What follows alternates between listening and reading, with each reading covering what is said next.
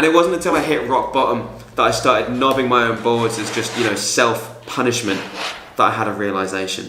And there was a much better way to stack clips, which is P-Rod's way. If I would have an idea at any point of the day, at night, whatever, a spot popped in my mind, what I wanted, I would write it down. And then I would go strategically one by one. I wouldn't skip tricks. It would just be like, oh, this one's the first on the list. This is the first trick I want to go get. My routine was during the week, practice a trick all week, try to mimic whatever the spot was as best I could with what I had in the park.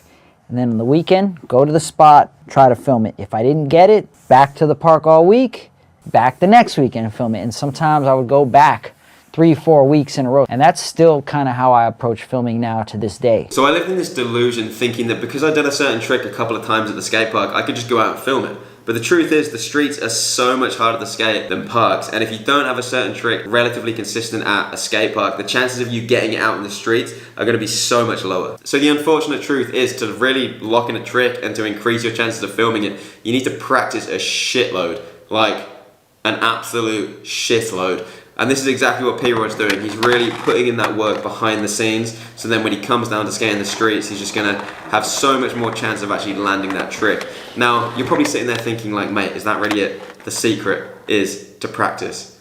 And yes it is, young Billy Bobbins.